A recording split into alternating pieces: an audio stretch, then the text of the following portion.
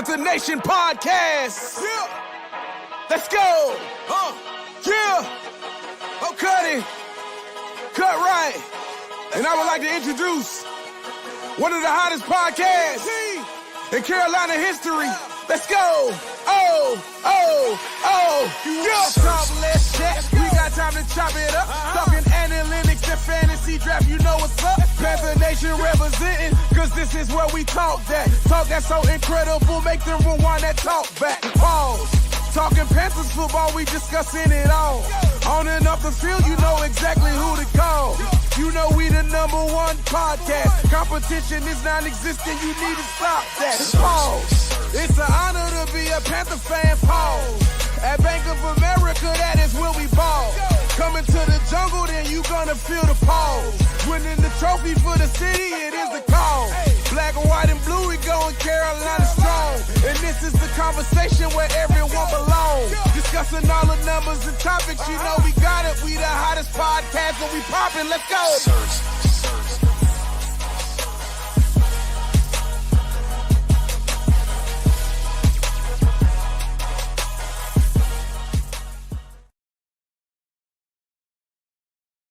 QueenCityPodcastNetwork.com.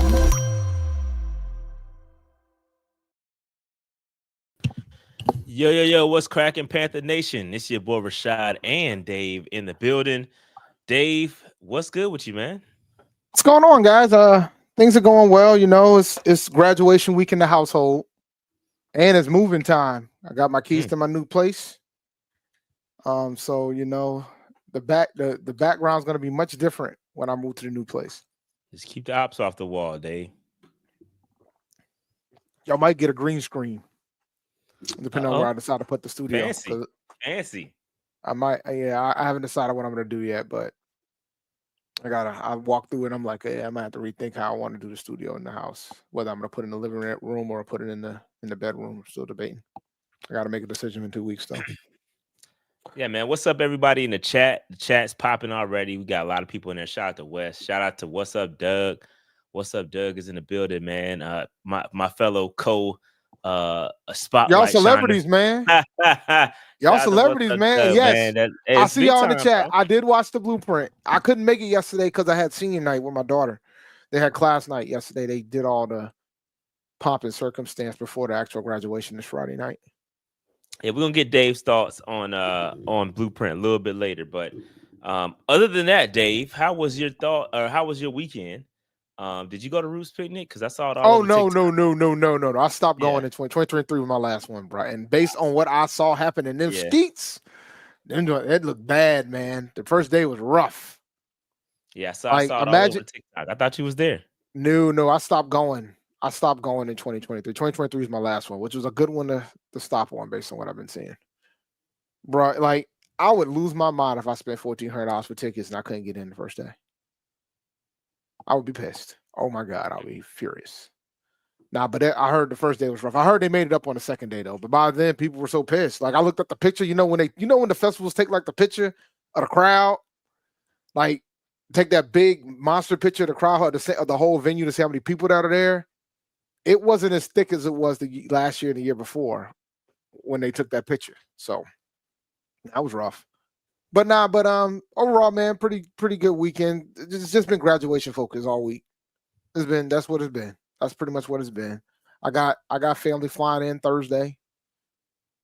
So, I got my mother coming up here for this. It takes a lot for her to come up to New England. So she coming up here for that, for the graduation. I got the tickets. You know what I'm saying? Wait till you get to that era, bro, where you got to negotiate to get enough tickets for I mean, I've been to several college graduations where you got to get tickets to get in there. So, and it's outside. That's the wild part for me, bro. Like, it's outside. Like, do you really need tickets for outside? I mean, seating's limited, man. You gotta play by the rules, bro. But for me, Dave, my weekend was great. I was in Raleigh, man. Shout out to Raleigh. I was at a dance competition in Raleigh. All weekend, Friday to Sunday, all day long, every day. But it was my wife's birthday, so we also kind of had a little shindig out in Raleigh too. So good times, always good times, man. Going out to Raleigh for that particular competition. If you know, you know. But it was good times.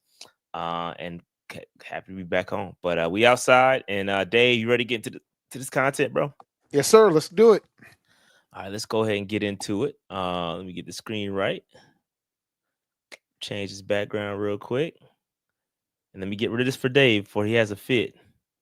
I'm not just me, man. I'm about the whole entourage, the whole whole shebang, so to speak. All right. So if I always stay on the proud, I had to change the on the proud screen, man. If you forgot what it stood for, pursue your dreams, radiate positivity, overcome an obstacle, work smart, and love what you do, man. I had to update it. I was getting a little old. I tried to, spruce it up a little bit. But so always stay on the proud. If you know, stay on the proud, man. Be positive out in these streets. Dave, here we go. Your thoughts, because everybody heard my thoughts already. I kind of went live a little bit afterwards, talked about my thoughts. So, Dave, your thoughts on the blueprint outside of I know you love my cameo, but outside of that, you hold your applause for that. No need. I ain't clapping. I got questions. I ain't clapping. All right. No, all jokes aside. Show us yours, Dave. Show us yours. No. So I did watch the blueprint trail. I did watch Blueprint. I thought it was very well done. Like, and we always talk about the Panthers having hard knocks. But I think overall they do a pretty good job with this. They do a phenomenal job with this. And I love the fact that they got the creators involved and the creators got a little bit of shine.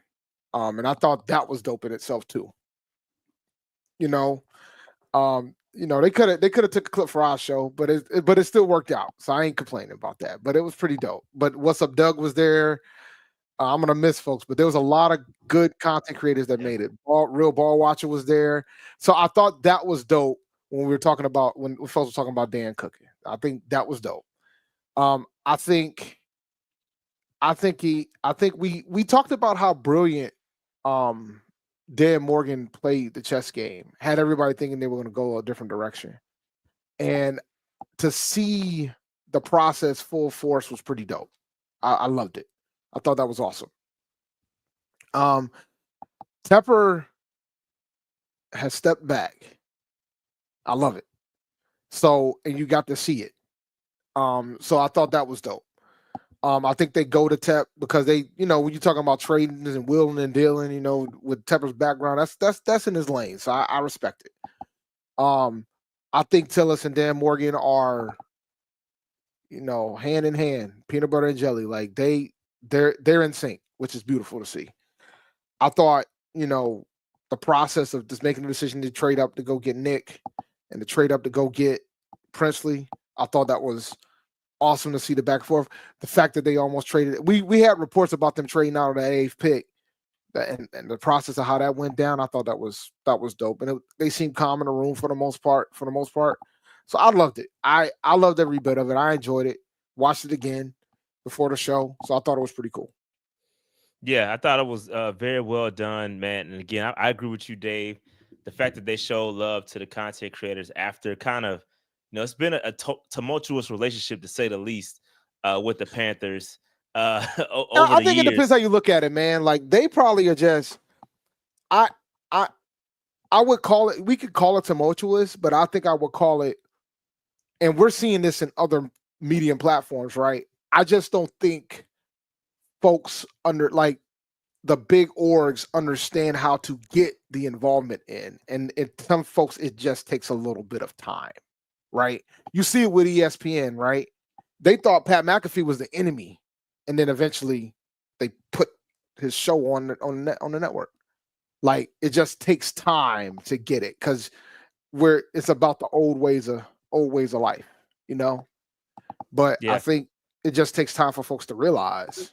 Well, yeah, I think that, and I've been very intentional, and y'all know if you've been watching this show for a long time, you know that I always wanted this Panther community and the Panther creator community to be credible, right? Because you have certain people that just do wild stuff on the internet, and to each his own. You run your show the way you want to run it, but when you covering a team, like we all get lumped together. For the most part, right? We're all content creators. And that's why when you see one of us on the show, like, for example, on Blueprint, when you saw one of us, you saw a lot of us. bro, we know that they watch. I mean, I'll never forget when under the Matt Rule area, bro, they told us that we watch. We're watching. They watch. And we know that they have borrowed some stuff that I know specifically that we've done. They borrowed something, and again, to each his own, bro. We borrowed from the Panthers. Hell, I got their daggone thumbnail on the screen right now, and I use their thumbnail to create my thumbnails.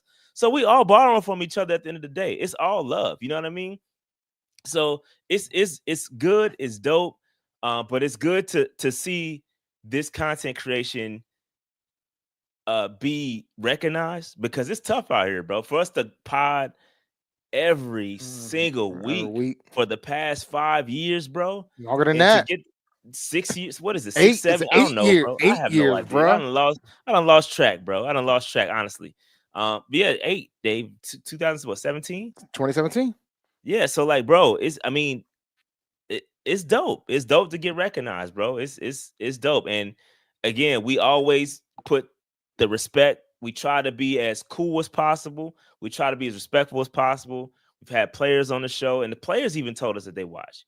You know what I mean? Like Smitty has told us he watched. Like there are folks out here watching your product. So anytime I give advice to smaller creators, I'm like, bro, do your thing, be consistent, but be mindful of what you're saying. Like, don't say something that you won't be you're not afraid to be held accountable for. Because just like when DJ Moore pulled up on me for Dave, you gotta hold it. I held it down. POP hold it down. Or Philly Brown. When Philly Brown was in the chat. Philly Brown was in the chat.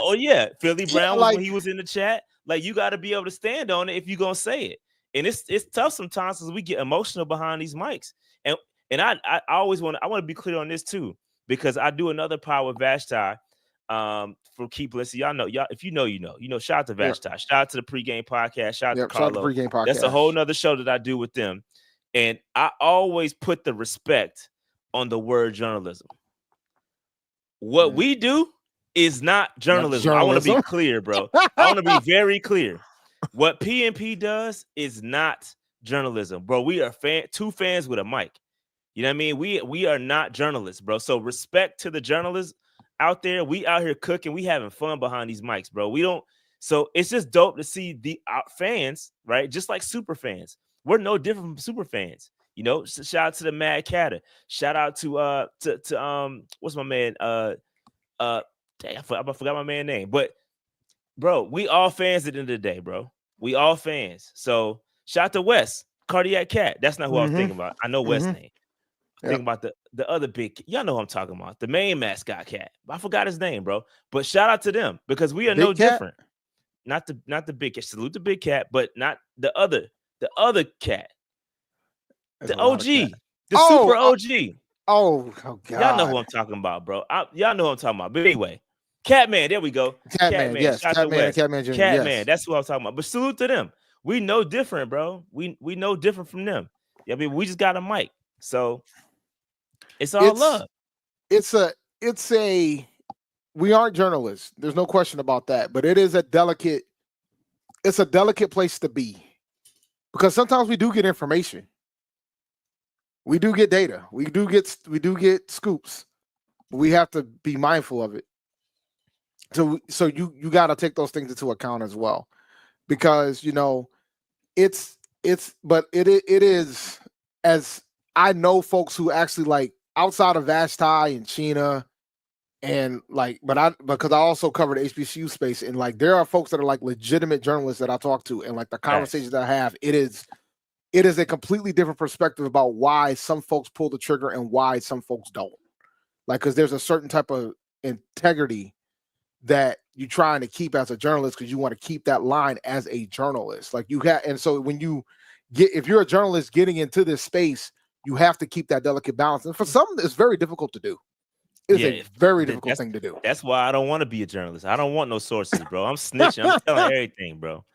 I'm lying.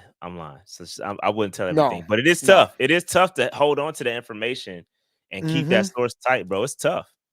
It's tough, man. It is very tough. I mean, we've been told things that we can never repeat. I will never tell some of the things that I've been told. I'm not telling you.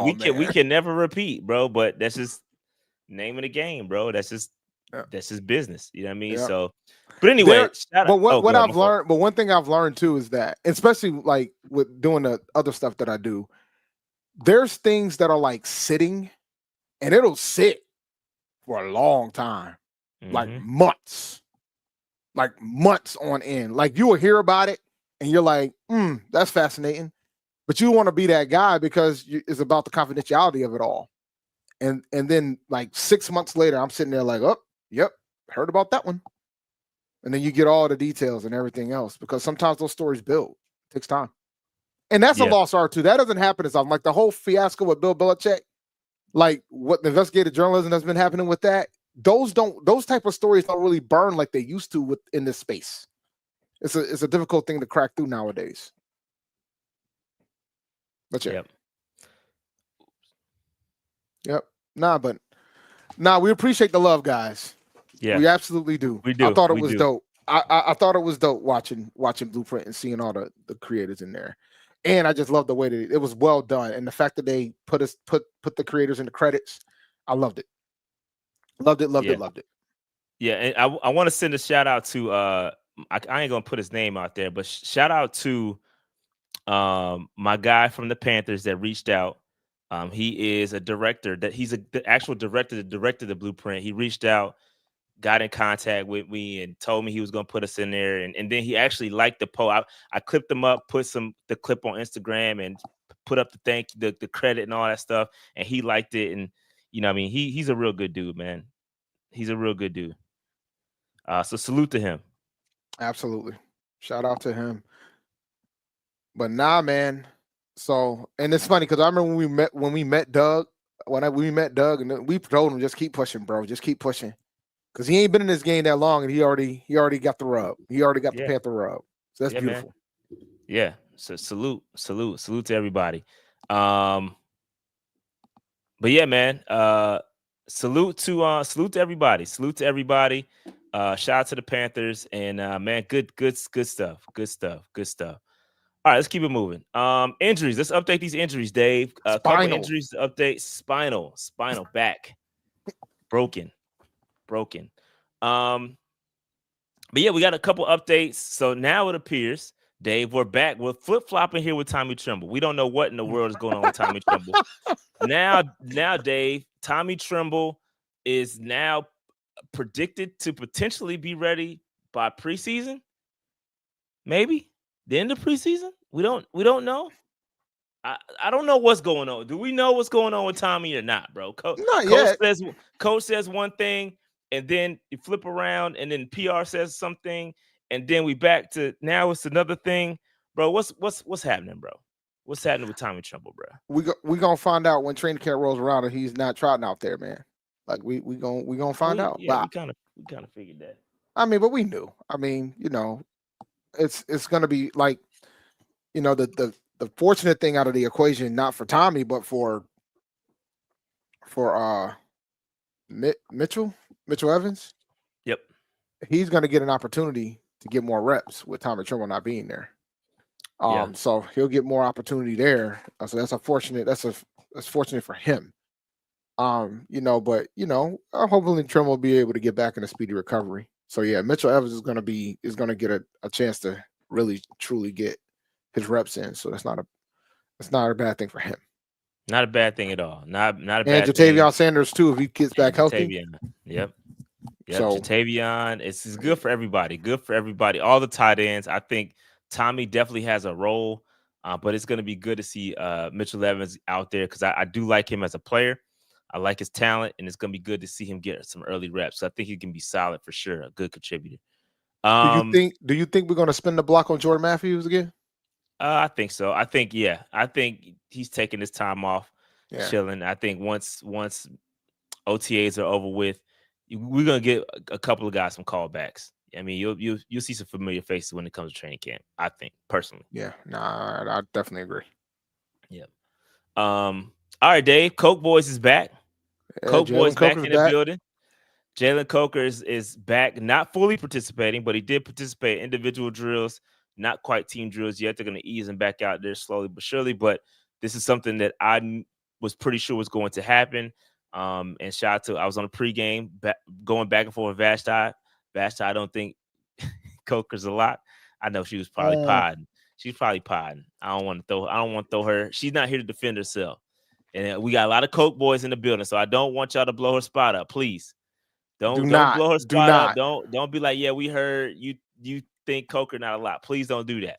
But if you go back and listen to the pregame podcast, you'll hear what she said out her own mouth. No, but she did say that? She did say that? Yeah, she said Coke is not a lot. She said you gotta stay healthy, you gotta stay on the field. Well, listen. Don't get me started about who's not locks. All right, there's another guy that's hurt over here in these streets, and this is an important lock. You know, everybody was trying to put this man as a lock, and I'm like, he's gonna make the team, but him being hurt doesn't help. He's a lock, bro. Hammy's lingering, you know it. He's a lot. Well, if that's the case, we got to talk about Jimmy Horn Jr. Let's get right to the bottom. That's where I'm good about skipping to, since we're on wide receiver. Let's stick to the position. Let's go stick to the position, though. Stick to the position. Jimmy Horn Jr. did not practice today. He has a hamstring injury. Unfortunate, because we do know that those linger and they tend to, you know. And he's a speed guy. He needs the ham. Never good. He needs all his hams. He needs all the hams. So we not good. Not good. But hopefully, you know, they're just taking it easy on these guys. There's nothing serious. Everybody relax. Nobody hit the panic button. It's early. It's OTAs. I think we're gonna be fine.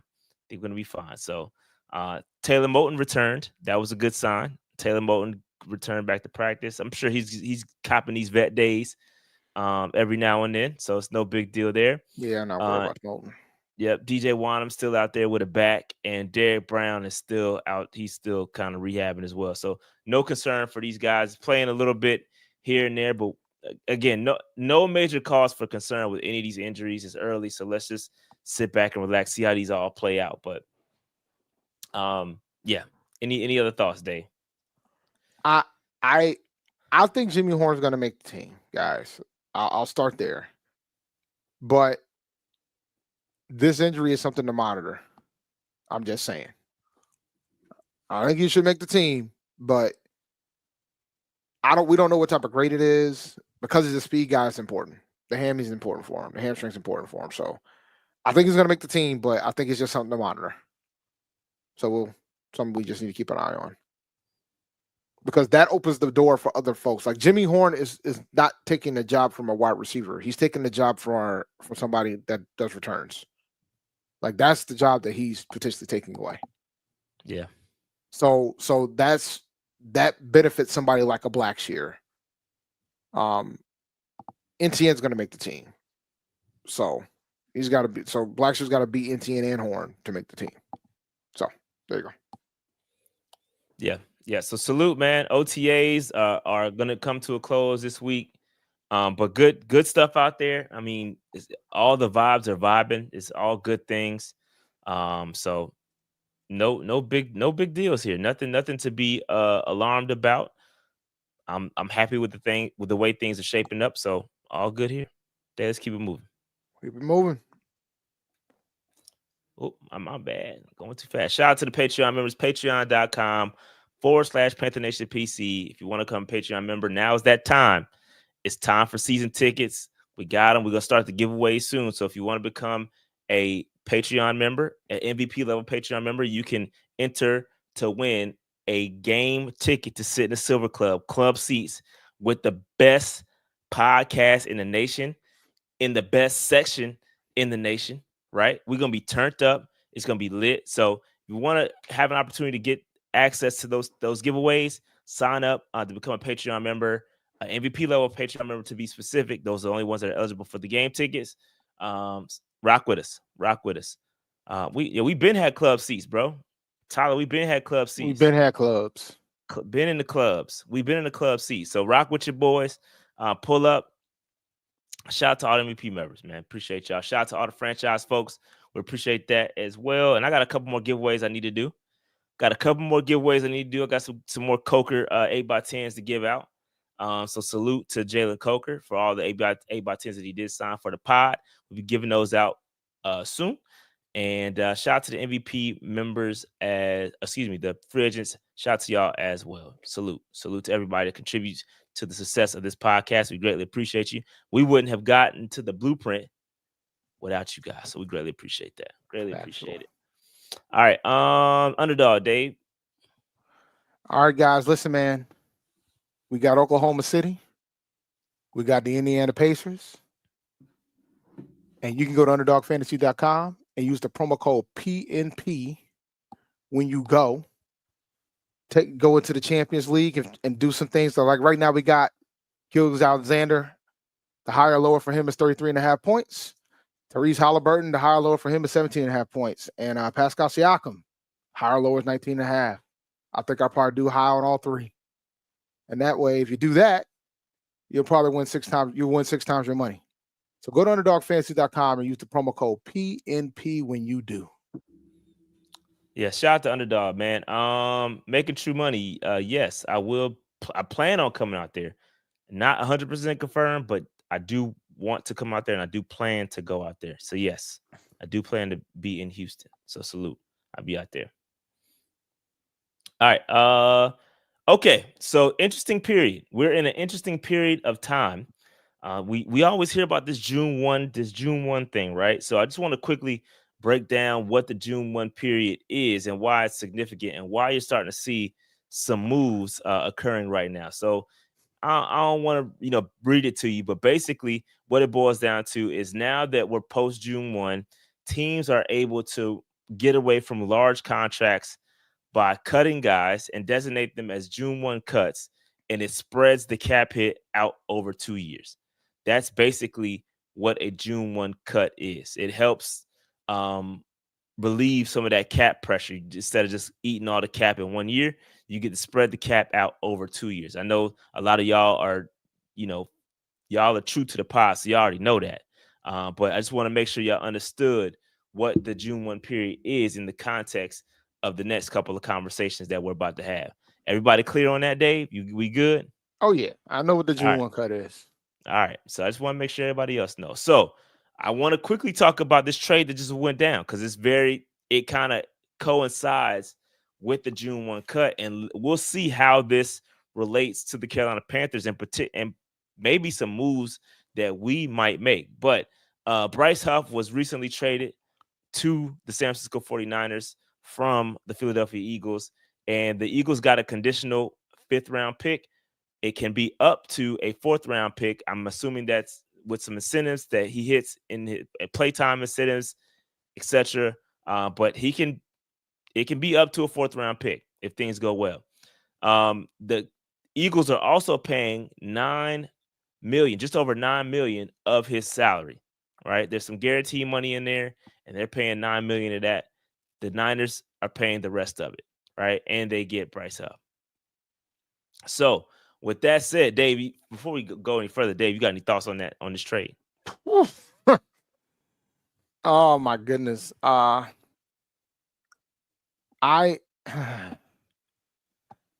wondering what the cap hit would have been if the Eagles would have just cut him outright. A lot.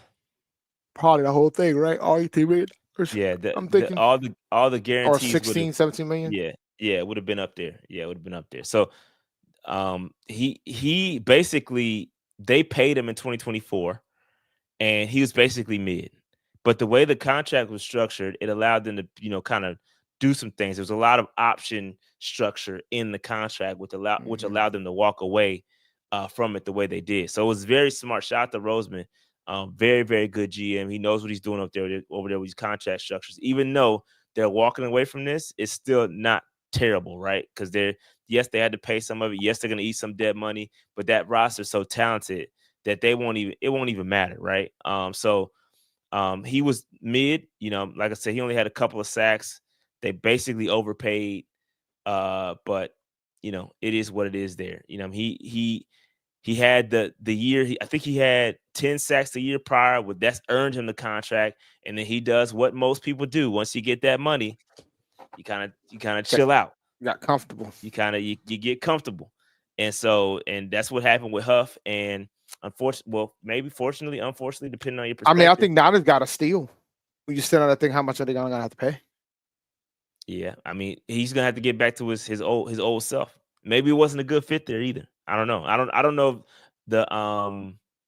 the Philly scheme enough. I don't know his fit. I don't know. I haven't watched enough Philly to know if he's a good fit or not. But maybe it just didn't work out. I would have thought that it would have been a solid fit because you paid him.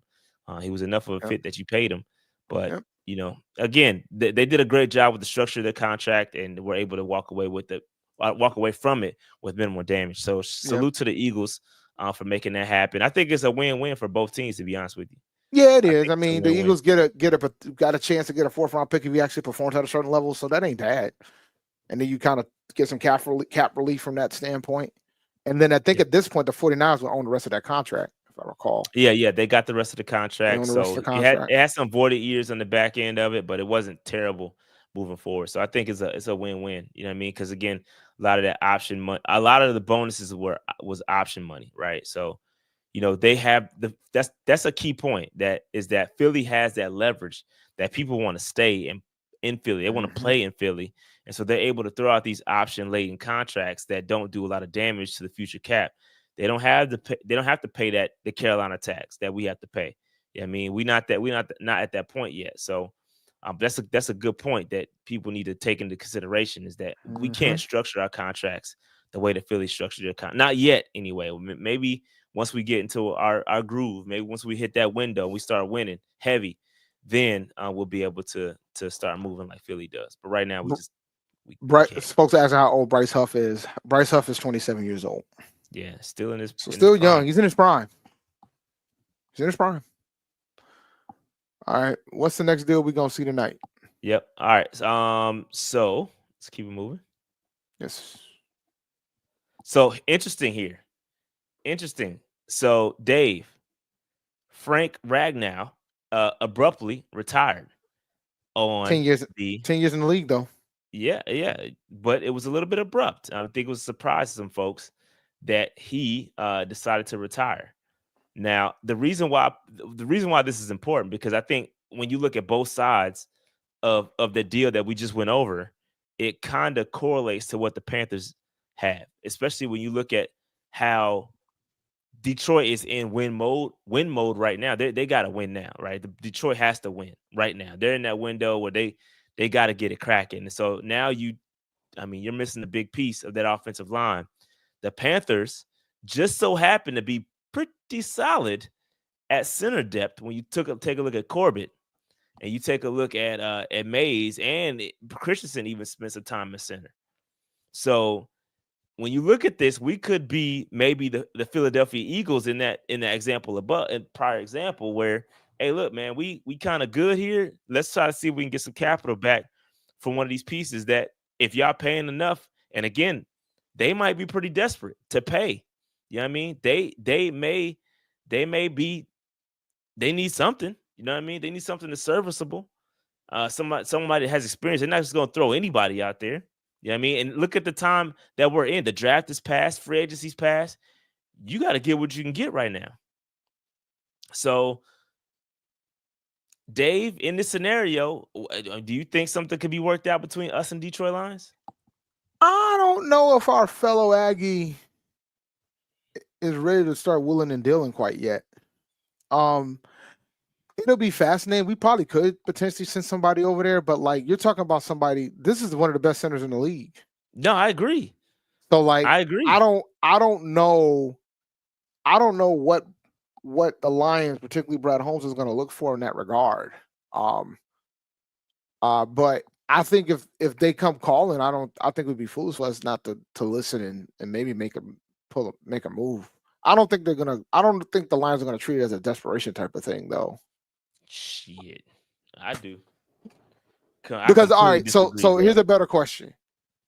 We have 3 centers. None of them are on the level of him. No, they're not. Nobody's saying they are. No. But my point is that if they try, because like you said, the Lions are contenders, right? They might win the division again, right? It's very possible they could three-peat this thing. So since they are, question I have is, do you think? I would think they would probably try to go after other elements of the equation here. Like I think they would probably try to go after other folks. With regards to that. What you mean? Like, I mean, there's probably some other centers they could probably go after that's a little bit in a higher tier than the ones that we have. Bro, That's my point. That you can get right now. Bro, ain't too many teams walking around with mad centers like that. Yeah, I mean, like we That's got true. guys, and again, obviously Corbett has some injury issues. I don't think that they would be. Yeah, Corbett ain't even. I don't think Corbett's like on the list. I think if they could move Corbett, they would, but I don't think Corbett's on the list. So we'll probably have to move Mays or Christensen. And honestly, I think if you want to talk about a target, the target would probably be Christensen. I would probably try to see what I can get for Christensen. Yeah, we if were out of the surprised three, he even came back. Yeah, like I would try to see Christian. Listen, man, in the NFL, one thing I've learned, anybody is dispensable if you're paying. Sure. Anybody. If you're paying the price, anybody's dispensable. It's just a matter of how much you're willing to pay. Like, how much do you think Brady Christian will go right now? Maybe get a 5th round pick if we're lucky. I think we get a 4th, maybe 4th or 5th, depending how desperate they are. Yeah. And depending how much draft capital they have, they might have, they might have stacks of picks. You know what I mean? I don't know what their capital looks like, but I mean something because nobody from their division is going to trade with him. But I said he's an 8-year vet. But shout out to him, man. He had a pretty good career. Look, I read the report. It looks like injuries is part of the reason why he made a decision to do it. Yeah, bro. These dudes not playing with their bodies, bro. Like no. And we've already been seeing the trend of like he's 29. We're already seeing the trend of more and more play. Yeah, there's more and more. It's crazy. Yeah, there's more and more players that are not sticking around. Like in the past, we will always say that the average NFL career is 4 years, but a lot of times that's because of the toll of the injuries, of the in and out of the league, of you not being able to make teams at a certain point. But what we're also seeing now is that more of these players are just making these decisions for themselves. Like we had Luke Kuechly. Like we had Luke. Sure did. Yeah, we had Luke. Luke wasn't in the league that long. 7 years, right? 7 seasons. So shout out to Luke, man. Yeah. So like, you're seeing more and more of these players making these decisions. And shout out to him. Yeah. Had a good career. I'm really curious what the Lions are gonna do. Right. I think it's gonna be interesting. I do think again, we're a team that has some depth there. I can't even believe I'm even saying that, bro. I don't even feel right saying that we got depth across the offensive line. And I do agree. I think Marcus said it. Marcus said it right there. We need our own depth. He's right. I mean, he's absolutely right. Can we even afford to give away something? But I do think, like Dave said too, bro, if the number's right, bro, they shipping one of those guys. You're gonna ship one. Believe that. If they could get a third or a fourth. Oh, bro, yeah, one of these dudes is up out of here, we shipping somebody. And we got some decent undrafted guys that are in the building now too. I think they would more than likely ship one of those guys out if the Lions can't call it. But I do think it's something to monitor. It's something to monitor, bro. Like the Lions are not gonna go into that season without somebody more than serviceable. They're not just gonna whiff and be like, oh yeah, the answer's on the roster. They're not doing that, bro. They can't afford to do that. They can't afford. Well, they're gonna take a cap hit for this. But luckily, it was after June 1st when he announced the retirement. So because of that, the cap hit won't be as bad. But still. Yeah. I don't know, bro. They're gonna have to figure something out. But it's gonna be interesting to see how that pans out if they're gonna come calling. So on the opposite end of that, oh my bad. I kept the slide hidden. On the opposite end of that, Dave. It's still out there. It still could happen. It still could happen, Dave. Ramsey, Jair Alexander. Let me super chat real quick. Shah saying we had depth on the O line is uncharted territory for us. Like what is this place kind of uncharted? Facts. No facts, Cash. When I said it, I was like, I can't believe I'm saying this right now. Like, bro, that's how. Yo, we haven't had the ability to say that in forever, like a long time. Like pre-pod. Like we've never said John that on Fox this pod. era, long time. We've never said that on this pod. Those words, offensive line depth, has never come out of our mouth. It's been a while, bro. Like since we had like a really good offensive line, it's been a minute. I mean, Ron Rivera had a good line at one point. One year he had a pretty good line. But it's been a minute, guys. It's been a hot minute. All right, Dave. So with these guys on the screen, Dave, so let me ask you this before we even get into this conversation. Do you even think that we are going to be in the market for another corner? Do you think we're done at cornerback? Nah. I think if you have available people, I don't think you can ever be done. Like if we think that potentially that Jalen Ramsey might get let go, like this is a possibility. I don't think we're done. I think we'd be foolish not to try to get him. But it looks like Vashti already shut us down, man. Vashti shut us down in the past. Yeah. Listen, she shut it down. She can shut it down. I'm just putting the options out there. You know what I mean? We're putting it in the air. We're just putting it. We're not saying anything is definite. I saw what you all said earlier about Vashti shutting it down. The world may never know, bro. I think anything could happen. I don't think maybe it's not imminent. Maybe it's not. I think I will say though, man, and I will keep it a buck because I agree with Vashti, and the reason why I agree is that I think the Panthers Twitter has gotten so bored. They're trying to find every clue imaginable to try to figure out a way to get Ramsey here, like every clue imaginable. Any shout out between him and Evero, it's like, oh, he's coming here. Like I just think folks got to relax with that aspect of it. But I mean, I could see if we have an opportunity to upgrade the position, I could see us trying to go get somebody. It'd be nice if we get Ramsey, but I mean, it ain't. I don't think it's like imminent by any stretch of the imagination. It's not imminent at all. Yeah, for sure. It's not. Just to talk through what it could potentially look like, right? So Jalen Ramsey's 2025 cap hit is $16.7 million. He just signed a $72 million extension last September. But he's probably going to get that clean slate, and they're going to say Miami can save $10 million by trading him after June 1. So that's why it's more likely to happen now than it is. They would have lost $8.5 million had they done it prior, right? So now that June 1 is here, it's more likely to happen. I'm not saying to us. I'm just saying it's more likely that he's going to get moved. And he's anticipating it. He's going somewhere. He's not playing for the Miami Dolphins next year, which is I think I'm looking at a CBS Sports article right now, and it says the potential spots are the Falcons, Raiders, Rams, and their prediction is that he gets traded to the Raiders. That is the prediction for CBS Sports. So again, that's just something that's thrown out there. I don't anticipate that happening. I don't anticipate him coming to Carolina. Just throwing it out there. You know what I mean, just kind of talking through and what it could look like if it were to happen. Jair Alexander, his 2025 cap hit is $24.6 million. Yeah, big time. Pain. But the problem, they're in a little bit of a stalemate because the problem with Jair Alexander is that he is injured. He's got it, and that's where you get into the conversation. Do you want? I ain't gonna say what I was gonna say. But do you want an injury-prone cornerback that you want to trade for? I don't know if that's gonna happen.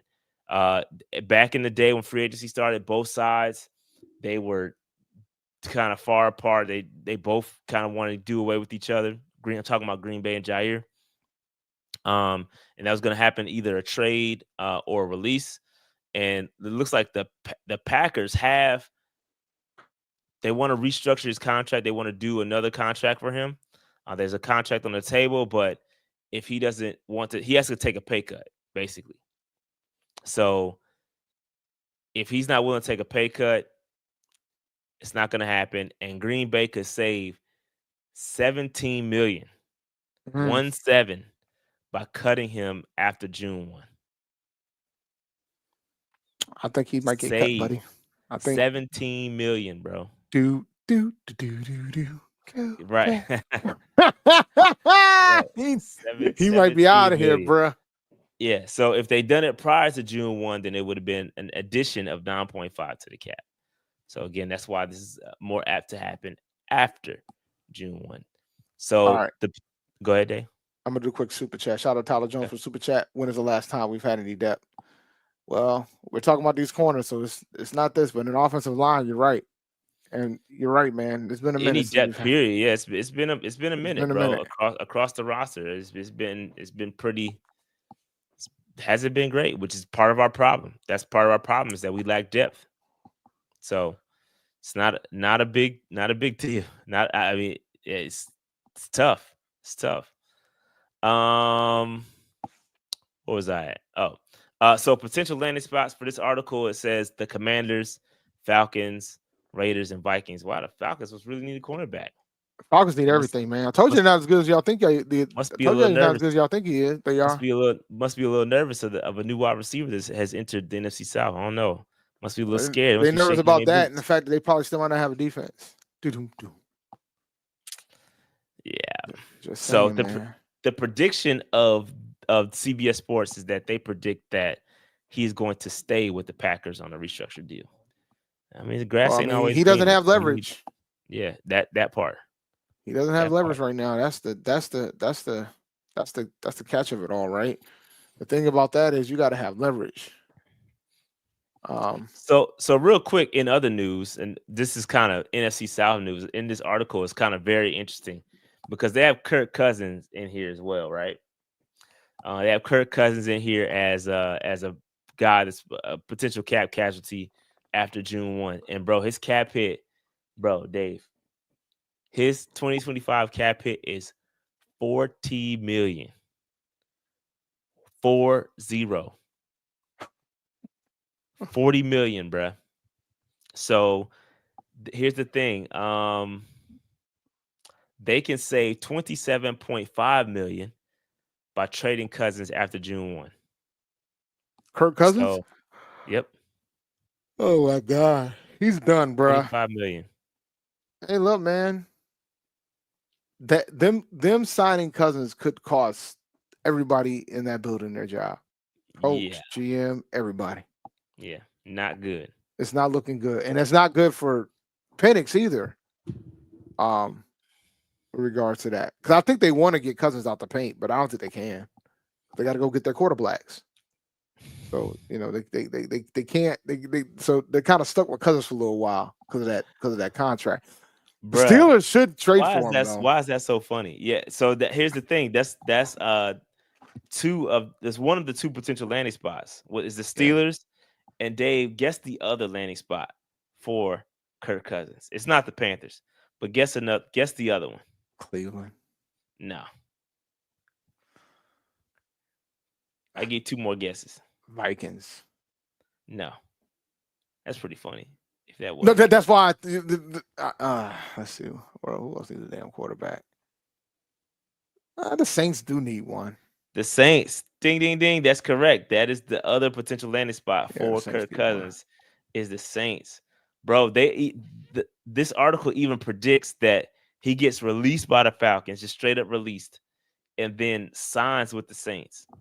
How crazy would that be? We have to worry about making the playoffs at least. The Saints need a quarterback bad, bruh. If they trot out Spencer Rattler and Tyler Spence. Huh? We supposed to be scared of Spencer Rattler. Who told you that? Sleep. Who told like sleep? That's what they saying. I'm snoring. Sleep apnea and all. Man, please. Ain't worry about none of them quarterbacks they got now. I'm telling you, man. Everybody that skipped on Shador is starting to regret that decision.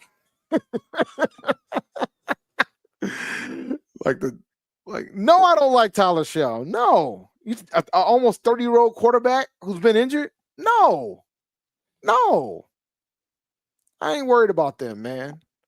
I hope the Falcons keep him on the roster because they hate the Saints so much.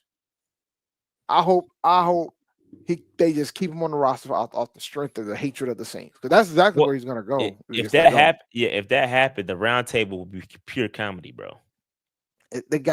I know they got to figure it out. I know they got to either trade him or dump or let him go. But bruh, it's so hilarious. So hilarious. I'm kind of shocked the Falcons didn't try to go after to get their money back. To be honest with you, I'm very shocked that hasn't happened yet. Because it kind of deceived them a little bit. Kind of deceived them a bit. But I digress. But the Saints could be terrible, bruh.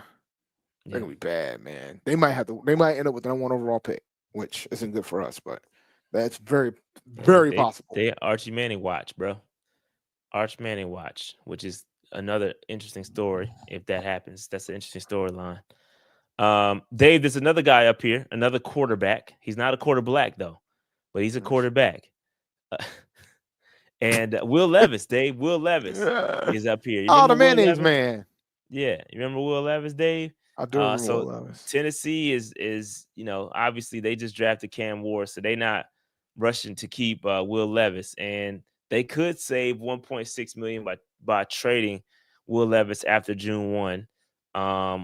You know what I mean? So that's something to watch. Landing spots for him. They got the Rams, the Lions, and the Bucks, Dave, as a landing spot for Will Levis. And the CBS Sports article actually predicts that the Bucks will end up with Will Levis. Any thoughts on that? Don't care. I don't care. Yeah, I don't care. And the wild thing about it is that he would just go over there to be a backup anyway. So I really don't care. I don't care. I do not care. He's done. Maybe the Steelers should trade for him. Steelers did a quarterback bad. So I don't think Rodgers is going there, guys. Yeah, so maybe we shouldn't have drafted Will Levis in our mock draft day. Maybe we shouldn't have. We couldn't trade up. Hands were tied. Man, that was fun. Shout out to Walk the Mock, man. I ain't do a walk the mock this year. They ain't hit me up. Did they do it? I don't know if they did it this year. Don't know if they did it, man. Might have picked somebody else. I don't know. But anyway, Dave, super chat, Dave. Somebody said super chat is. I missed the super chat. I'm slacking. Shout out to A-Cash, man. You know it's A-Cash.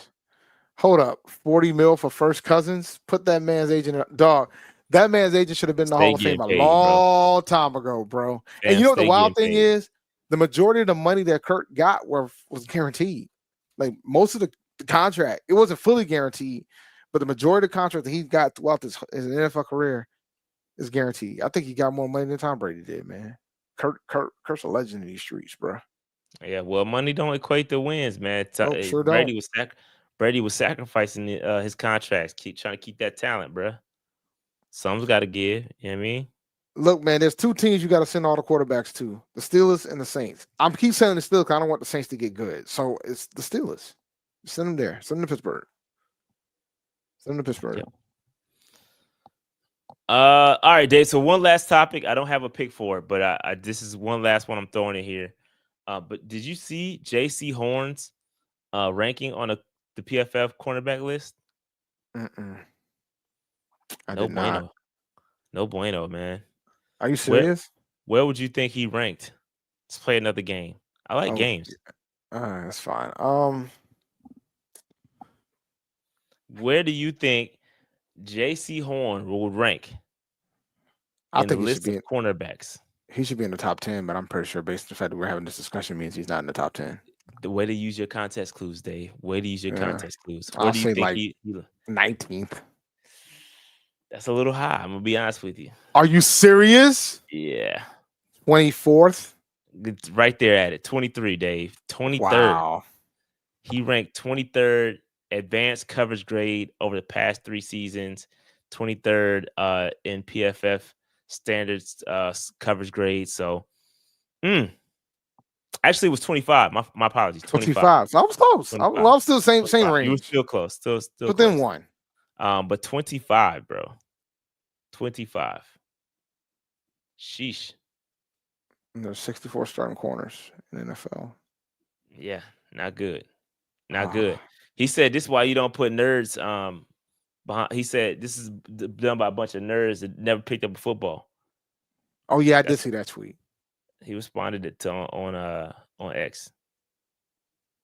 I mean, a lot of teams utilize analytics, man. They leverage those. They leverage that type of data. Yep, we had what's my man from PFF? We had up here a long time ago. Ragnow, right? I can't remember his name. No, it wasn't Marino. We got to pull it up. No, it was somebody else. He was he pretty much was. He was like responsible for getting the grading. Yeah, getting the data. Like yeah. So he's basically saying that they got a contract. Basically, they got a contract with each team almost. I'm sure that's a part of their grade, like that they use that as a part of their analysis, right? PFF it's not the end all be all. You still got to turn on the tape, but they definitely use it as a tool. Yep. No, I'm with you. So I mean, it's important, but it's just one piece of the puzzle, one piece of the equation. Yeah. But I'm not shocked. But and the thing is, we can't even have the discussion about the injuries because they go off what you do on the field. So even if you're hurt, they're going off the data that you've shown on the field. So the injury ain't even a factor here when it comes to like the numbers that they got. So, but I thought he was ranked pretty high last year, so he might have been last year prior to the season, he was actually 30. Oh, he said PFF had Horn ranked 30th in their list prior to 2024, but he was hurt though. Mm-hmm. That's my point. But you go off you go off the data that you got while you were out, while you were there. But he's gonna ball out. I ain't too worried about JC. Yeah, nobody should be worried about JC. And Dave, I still need my money. There was no monetary. Bro, you definitely owe me 25, bro. Oh, I do owe you 25. All right, I will cash out for you $25. I don't want your money, Dave. I'm just joking. Just joking, bro. But yeah, man, good stuff. Man, he played most of the year this year. I'll eat my crow there. He played most of the year. You was Let's see what happens now. Man. Let's see what happens now. But I think after this, I think he's gonna be motivated, man. I think he's gonna want to ball out. He got his contract, but I think he wants to go. I think he wants to ball out and prove folks wrong. So it'd be interesting to see how that goes. Yeah, because definitely, what I mean, we'll see how it goes. I'm intrigued to watch how he continues to play well and prove folks wrong, man. He's always been solid, man. JC's a good cornerback, bro. He is really good cornerback. Another Pro Bowl will be nice. So speaking of Pro Bowls, Dave, who do you think? This is a random question off the top of my head. Yep. Who do you think is in line for a Pro Bowl season this year? Somebody that maybe Derrick Brown had a Pro Bowl season. Mm-hmm. JC had a Pro Bowl season. Do you think anybody else is on the cusp of making the Pro Bowl this year? Hunt didn't make the Pro Bowl last year, did he? He was an alternate. I don't know. I don't think Hunt made the Pro Bowl last year, so I will go with him. That's a good answer. I was immediately thinking skill position, but that's a great answer. Nah, I mean, Chuba made it last year as an alternate. Chuba made it. He did. He did make it. Him and JC were there. Oh, him and JC was there. All right, so I don't want to name him then. Because the thing is, rookies is hard to get into the Pro Bowl. No defense? You don't think Pat Jones is in line? Maybe. It's gonna be tough. It's gonna be tough, man. Like that's the thing. That's why I went straight to the trench play, to the trenches. Like I could see Ted have 1,000-yard season, but I don't think 1,000-yard season is gonna be enough to get into the Pro Bowl. I could see a 10,000-yard. I see a T-Mac season. I'm sorry, guys. I could see a T-Mac 1,000-yard season. But I just even receiver in NFC is gonna be just tough, bro. Like 1,000-yard season ain't gonna be enough. Nah, I don't think you're not gonna get the capacity. You're not gonna get the target share to do it. Yeah, you got monsters in the NFC receiver wise, bro. That ain't happening. Like if he does, we got us one for real. Like I would never put that expectation on. No, I'm not either. But my point is, like, I think I think you can get 1,000 yards. I think T-Mac can get 1,000 yards receiving. That would not be enough to make the Pro Bowl in the NFC. I think the bigger dilemma is that you're not going to get enough target opportunity. I think that's the bigger issue. Running backs, Chuba could do it again, but I'm curious to see if Rico get it in. Rico maybe special teams, maybe, but it all depends if he gets the opportunity to return. Like there's those. Deontay says Jimmy Horn Jr. kick return. Maybe. Yeah, I just think it's interesting because, and I didn't talk about this during the Blueprint episode, but they were really, really, really, really high on ETN and his returnability too. Something that we ain't really talked about. We talked about him like very briefly, but it's going to be interesting if his return ability is better than Jimmy Horn. Then that's a whole nother conversation. I mean, so yeah, I mean that would be Jimmy Horn's only path to get into the Pro Bowl as a returner. I mean, how many yards for XL? Oh, don't do this to me today. Oh my God, man. Bro, if XL give me 700, I'm cool. We out here throwing these numbers out, not thinking about 700, like, bro. That's the number. He asked for a number. If XL give me 700, I'm cool. If XL gets 700, how much does Thielen get? I think XL's probably gonna get around 5. I'll be honest with you. That's fine. It's okay. Yeah, that's fine. But that's kind of what he had. He almost had that this year. That we was a little bit, you know what I mean? So he got to get. But we were a little bit, you know what I mean? Because he got to get 700 a day. Yo, this is wild. This ain't happening, guys. I just want you to know that this is not happening. Yeah, that's crazy. That's not happening. Like we ain't have the last 4,000 yard passer we had was Cam Newton in his rookie year. You guys are out here asking for 5,000 yards from Bryce Young. If he throws for 5,000 yards, I don't know what I would do. That would be crazy. Yeah, this is about where Bryce is going to end up. Yeah, I think 3,500 to 3,800 is about where he'll land. I know everybody keeps talking 4K, but I would love for him to get 4K. But if he getting 4K, then we're losing games. Yeah, we're losing games, bro. If he gets 4K, like I think you guys got to think about it from that aspect. If he throws for 4,000 yards, we're losing games. Yeah, facts. And we can't win a division. He's out here throwing for 4,000 yards. It is not saying that Bryce is not a good quarterback. I just think that's not the way we want to win. Yeah, that's not the way we want to win. We want to win on the ground, bro. We want to run the football. I think Bryce is going to get his, but in an ideal world, I think that Canales wants to run the football. Like 1,000 running backs is probably more realistic than Bryce throwing for 4,000 yards.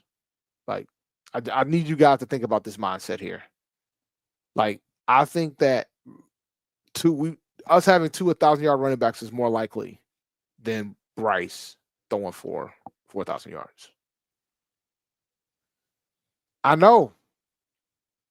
I mean, for Bryce to throw for 4,000 yards, I don't feel like doing the math in my head. He's got to throw for 235 a game. 230, 235, 236 It's not impossible, bro. I think he not could do it. impossible. I just don't think that's the way they want to. I mean, I So think they want to run the football. we talked about how great Bryce was at the second half of the year, right? We talked about how Bryce was at the second half of the year. So when we look at, But you gotta. We keep saying that was how he was last year, but how bad was that defense, bro? And that's my point. So let's think about this. When Bryce came back, we'll go off when Bryce returned. Bryce returned at what game? It was the Denver game, right? If I remember correctly, was it the Denver game he returned? No, he was. Did he play? Yes, it was the Denver game. He came in the Washington game, but he came the Denver game. He only threw for 235 yards, and Denver game was week 8. He only threw for over 235 yards 1, 2, 3 times after he took over again in week 8. And the 2 games he started before, he didn't throw for 200 yards in either one of those games. So I say all that to say, you guys need to understand what it is. He averaged, let me see, 1, 2, 3, 4, 5, 6, 7, 8, 9, 10, 11, 12, 13, 14. He averaged less than 200 yards a game last year. Under 200 yards a game last year. He threw for 2,400 yards. He didn't play in 3 games.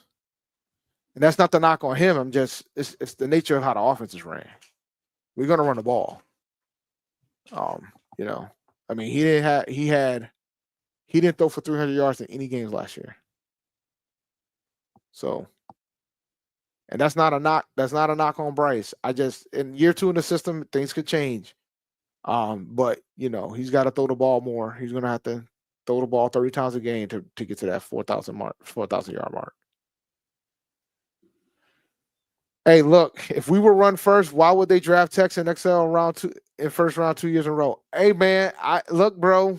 It's to get him weapons, bro. Get him weapons. But it doesn't change it doesn't change the fact that they're gonna they want to run the ball. Like, it doesn't change the fact. Like, this ain't Madden, guys. Yeah, they're gonna. Just because you run first, don't mean you trot out nobodies, bro. You still got it. We will run first. Hell, we will run first with John Fox, and then we still have Smitty and Moose. Mm-hmm. Like, you gotta have good talent, no matter. You gotta have the threat out there. That's what they don't have. They gotta have the threats. Exactly. They gotta have the threats. Like, Smitty and Moose were the threats when we were running the ball crazy. Like, you gotta have the threats. I think people fail to realize that. In 2008, we had D'Angelo Williams and Jonathan Stewart. We also had the threats. We had Smitty. Like, that matters. Yep. Absolutely. So we'll see. Absolutely. And, you talking about T-Mac and Leggett, Coker and Horn, but they also picked up another running back, and they drafted one too. They picked up Dottle and they drafted ETN. So they're gonna want to pound. They want to run the ball, guys. Now, I would say if Bryce is going to hit 4,000, that means the running back probably got to get over 1,000 yards receiving. Like screen passes, occasional Texas routes, and stuff like that. I would agree with that. If he's going to hit 4,000, that means the running back is going to get a lot of work in the passing game. And they drafted two running backs that can do it, and Chuba can do it as well. Well, they picked up 2 running backs. Signed one and drafted one. So that's where the 4,000 yards is going to happen. It ain't going to be because of the receivers is going to be a factor, but I think you got to start looking at the target share of the position and start looking at how that's going to fall. Like, are we going to give 10 targets to the running backs every game? If we do something like that, 4,000 yards could probably happen. 10 to the running backs, 20 to the receivers. Be interesting how that's going to pan out. So. Eagles show, shout out to Wade Evans with the super chat. Eagles show when the team is built well, you just need the QB to do his part. Hurts had like 2,900 yards. Yeah, but he added some on the ground too, though. No, I mean, that's fine. You think he had 1,000 on the ground though? I don't know. I don't watch enough Eagles to know, but I know he added some. No, I'm not questioning what you're saying. He had enough tush pushes to damn false. He threw for 2,900 yards and he ran for 630. That Bryce not running for 6-0. No. How many yards did Bryce run for last year? Let me check. He Bryce had a good 249. Yeah, about right. I'm gonna say 2-something. 249. He was out there. He had a couple big runs, but he ain't putting in work like that. Nah, he only ran for over 50 yards in the game once all year. And that was against the Cardinals. He threw for 158 and ran for 68. So, but yeah, man. Good stuff. All right, Dave. Anything else we need to discuss before we close this thing out, man? Nah, man, I'm good to go. Shout out to you guys. Shout out to the Panthers for the blueprint. Excellent episode. And we're going to see what next week brings us. Oh, look, you got the chats going over here. Yeah, look at this. I forgot I could do that. It's too late now. But anyway, maybe next time I'll put that back up on the stream and reconfigure everything in the background. But all right, we getting ready to get up out of here. Make sure you hit that like button, subscribe button, notification bell, get in the comments, all that good stuff, man. Help us get 25,000 subscribers. We will see y'all next Tuesday. We love y'all. Appreciate y'all. Keep pounding. Stay on the prowl. We out of here. Peace. Peace.